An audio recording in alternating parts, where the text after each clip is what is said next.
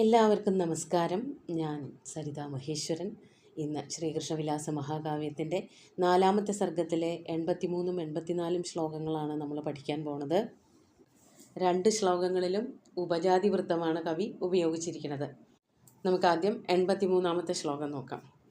ഉത്പത്യധാവദ്ഭിരുദസ്തശസ്ത്രൈഃ ക്ഷ്വേളാരവക്ഷോഭിതദിഗ്വിഭാഗൈഃ ആഭീരവീരൈः സവൃതഃ പ്രപേദേ വ്രജം സമാകർണിതതൂര്യഘോഷം. ഈ ഒരു ശ്ലോകത്തിലെ പദങ്ങൾ ഇത്തിരി കടുപ്പത്തിലാണ്. അതായത് ക്ഷേളാരവ ക്ഷോഭിത, അതുപോലെ വൃതഃ പ്രപേദേ സമാകർണിത ധാവദ്ഭിർ ഉദസ്ത ശസ്ത്ര എന്നൊക്കെ പറയുമ്പോൾ ഇങ്ങനെയുള്ള പദങ്ങൾ അടുപ്പിച്ച് വരുമ്പോൾ ഉച്ചരിക്കാൻ കുറച്ച് പ്രയാസം ഉണ്ടാവും. ശ്രദ്ധിച്ച് കണ്ടും നോക്കിയൊക്കെ വായിച്ചാൽ തെറ്റാതെ നമുക്ക് അർത്ഥം വ്യാഖ്യാനിച്ചെടുക്കാൻ പറ്റും. ആദ്യം പദച്ഛേദം നോക്കാം. ഉത്പത്യ ധാവദ്ഭിഃ ഉദസ്തശസ്ത്രൈഃ ക്ഷ്വേളാരവക്ഷോഭിത ദിഗ്വിഭാഗൈഃ ആഭീരവീരൈഃ സ വൃതഃ പ്രപേദേ വ്രജം സമാകർണിത തൂര്യഘോഷം. ആദ്യത്തെ വരിയിൽ മാത്രമേ ഉള്ളൂ പദച്ഛേദങ്ങൾ.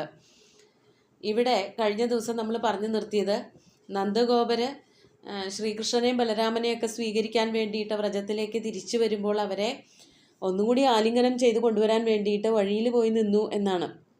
അവർ നിറയെ പൊടി പുരണ്ട ശരീരവുമായിട്ട് അച്ഛനെ കെട്ടിപ്പുണർന്നു എന്നുള്ള കഥയൊക്കെ നമ്മൾ കണ്ടു.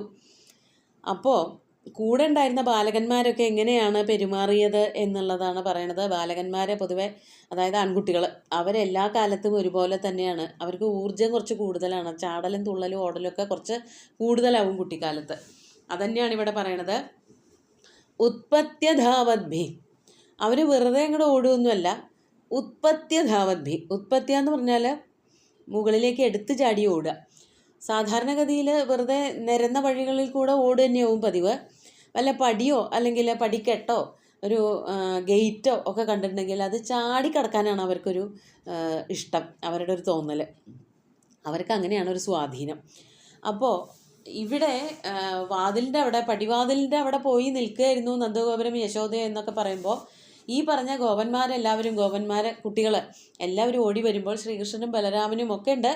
അവരോടൊപ്പം തന്നെയുള്ള മറ്റു കുട്ടികൾ ഓടി ചാടിക്കടന്ന് ഇവരെയൊക്കെ മറികടന്നുകൊണ്ട്, അതുപോലെ തന്നെ ഗേറ്റ്, ഈ പറഞ്ഞതായ പടിവാതിലൊക്കെ ചാടിക്കടന്നുകൊണ്ട് അകത്തേക്ക് പോകുന്നവർ. അതാണ് ഉത്പത്യ ധാവദ്ഭി, ഓടി എടുത്തുമറിഞ്ഞ് ചാടി ഓടുന്നവരായിട്ടുള്ള, അകത്തേക്ക് കയറുന്നവരായ.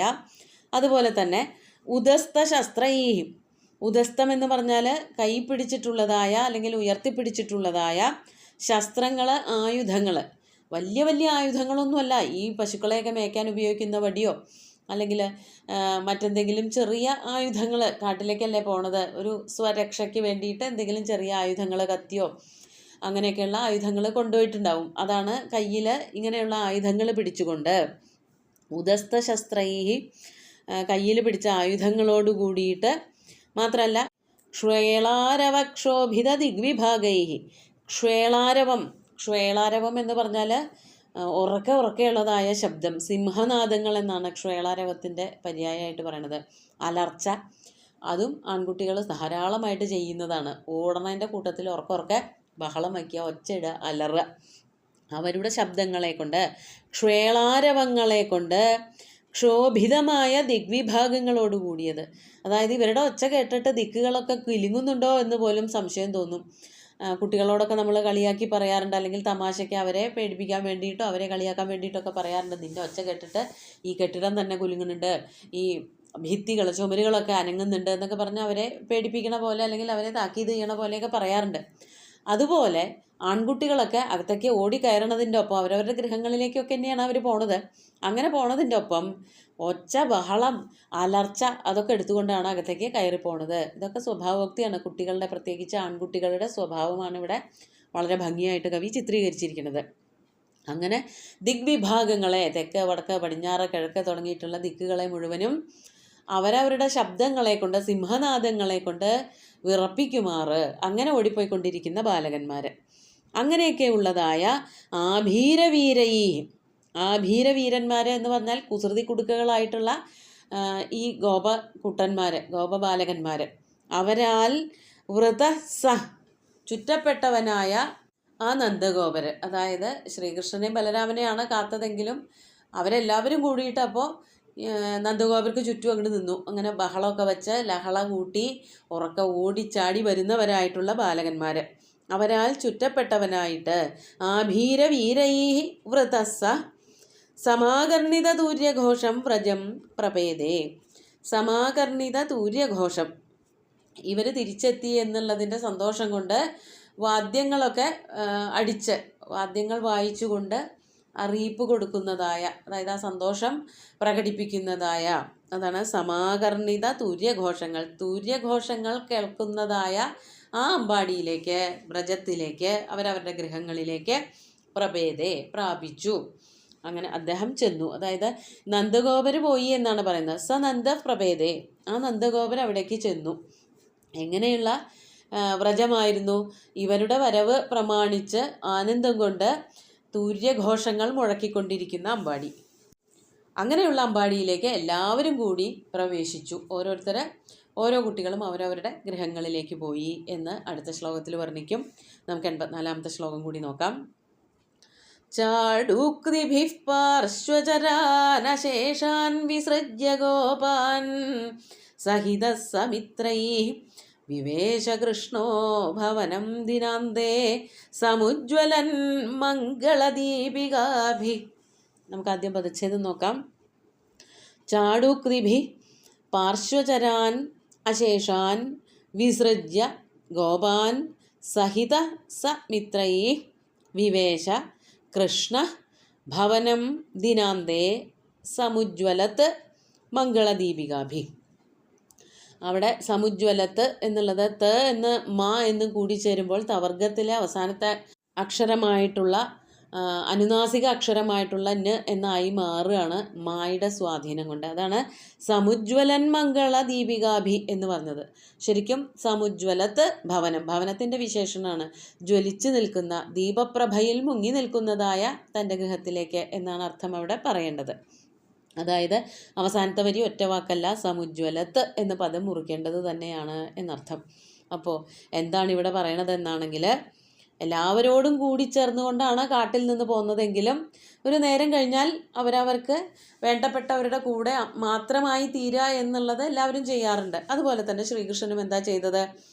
ചാടൂക്തിഭി അശേഷാൻ പാർശ്വചരാൻ ഗോപാൻ വിസൃജ്യ.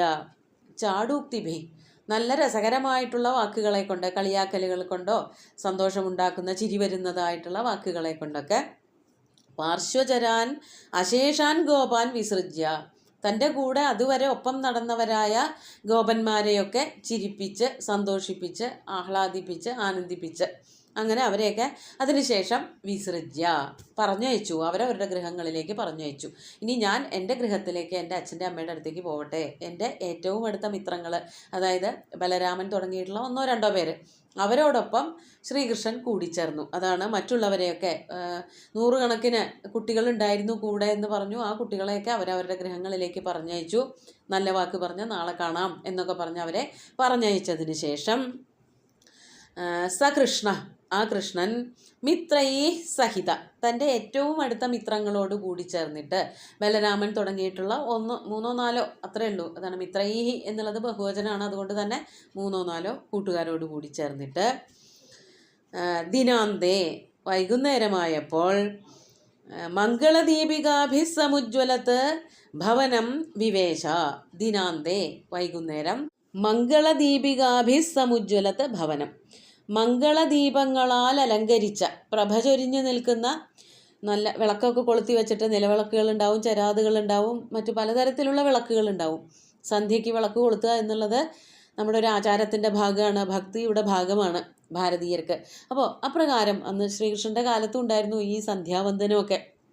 സന്ധ്യാസമയത്ത് ഈശ്വരാരാധന നടത്തുന്ന പതിവൊക്കെ ഉണ്ടായിരുന്നു എന്നാണ് ഇതൊന്ന് വായിച്ചാൽ നമുക്ക് മനസ്സിലാക്കാൻ പറ്റുക. അങ്ങനെ സന്ധ്യാസമയത്ത് ദീപപ്രഭ ചൊരിഞ്ഞു നിൽക്കുന്ന തൻ്റെ ഗൃഹത്തിലേക്ക്. അതാണ് മംഗളകരങ്ങളായ ദീപം, വിളക്ക് കൊളുത്തി വയ്ക്കുക എന്ന് പറയുന്നത് തന്നെ, ചെരാതുകൾ കൊളുത്തി വയ്ക്കുക എന്ന് പറയുന്നത് തന്നെ മംഗളമാണ്. അങ്ങനെ മംഗളമായിട്ടുള്ള ആചരണത്തിൻ്റെ ഭാഗമായിട്ടുള്ള ദീപങ്ങളാൽ അലങ്കരിക്കപ്പെട്ട ജ്വലിച്ചു നിൽക്കുന്നതായ സ്വഭവനം, തൻ്റെ ഗൃഹത്തിലേക്ക്, അച്ഛനമ്മമാരോടൊപ്പം തൻ്റെ ഗൃഹത്തിലേക്ക് മാത്രമായിട്ട്, വേറെ പിന്നെ എവിടേക്കും പോയില്ല. പശുക്കളെയൊക്കെ അവരവരുടെ തൊഴുത്തുകളിലേക്കാക്കി കൃഷ്ണനും ബലരാമനും ഏറ്റവും അടുത്ത കുറച്ച് സുഹൃത്തുക്കളും കൂടിയിട്ട് കൃഷ്ണ സ്വഭവനം, തൻ്റെ ഭവനത്തിലേക്ക് വിവേശ, പ്രവേശിച്ചു എന്നർത്ഥം. അങ്ങനെ ഒരു ദിവസത്തെ ഒരു യാത്രയാണ് ഇവിടെ വർണ്ണിച്ചത്. ഒരു ദിവസം കാട്ടിൽ പോയിട്ട് എന്തൊക്കെ ചെയ്തു, അത് കഴിഞ്ഞ് ആരെയൊക്കെ കണ്ടു, അതുപോലെ തന്നെ പശുക്കളുമായിട്ട് എങ്ങനെയാണ് അവിടെ കഴിച്ചു കൂട്ടിയത്, വെയിലൊക്കെ വന്നപ്പോൾ എങ്ങനെ മരത്തണലിൽ കഴിച്ചു കൂട്ടി എന്നുള്ള കഥകളാണ് ഈ 4ാമത്തെ സർഗത്തിൽ കവി വളരെ വിസ്തരിച്ച് നമുക്ക് വർണ്ണിച്ച് കാണിച്ചു തന്നത്. അങ്ങനെ സ്വന്തം ഗൃഹത്തിലേക്ക് എത്തി സന്തോഷത്തോടു കൂടിയിട്ട്, ഒരു കുഴപ്പങ്ങളും ഇല്ലാതെ, ബുദ്ധിമുട്ടുകളൊന്നും ഇല്ലാതെ, മറ്റ് വലിയ വലിയ വന്യജീവികളുടെ ആക്രമണങ്ങളോ അല്ലെങ്കിൽ പേടിപ്പെടുത്തലുകളോ ഒന്നും അനുഭവിക്കാതെ സന്തോഷത്തോടു കൂടിയിട്ട് ശ്രീകൃഷ്ണനും ബലരാമനും കൂട്ടുകാരും ഒക്കെ തൻ്റെ ഗോകുലത്തിലേക്ക് എത്തി, അവരവരുടെ ഗൃഹത്തിലേക്കും എത്തി. മറ്റു ഗോപന്മാരൊക്കെ അവരുടെ ഗൃഹങ്ങളിലേക്ക്, പശുക്കൾ അവരവരുടെ ഗൃഹങ്ങളിലെ തൊഴുത്തുകളിലേക്ക് ഒക്കെ അവിടേക്ക് എത്തി എന്നാണ് ഇവിടെ വർണ്ണിക്കുന്നത്. നമുക്ക് ശ്ലോകങ്ങൾ ഒന്നുകൂടി ചൊല്ലി നോക്കാം. ഉത്പത്യധാവദ്ഭിരുദസ്തശസ്ത്രൈഃ ക്ഷേളാരവക്ഷോഭിതദിഗ്വിഭാഗൈഃ ആഭീരവീരൈः സവൃതഃ പ്രപേദേ വ്രജം സമാകർണിതതൂര്യഘോഷം ചാടൂക്തിഭിः പാർശ്വചരാനശേഷാൻ വിസൃജ്യ ഗോപാൻ സഹിതഃ സമിത്രൈഃ വിവേശ കൃഷ്ണോ ഭവനം ദിനാന്തേ സമുജ്വലൻ മംഗളദീപികാഭി. സുന്ദരമായിട്ടുള്ള 2 ശ്ലോകങ്ങളും ഭഗവാന്റെ കാൽക്കൽ അർപ്പിച്ചുകൊണ്ട്, ഗുരുവായൂരപ്പനെ സാഷ്ടാംഗം നമസ്കരിച്ചുകൊണ്ട് എല്ലാവർക്കും ശുഭദിനം നേർന്ന് നിർത്തട്ടെ. നന്ദി.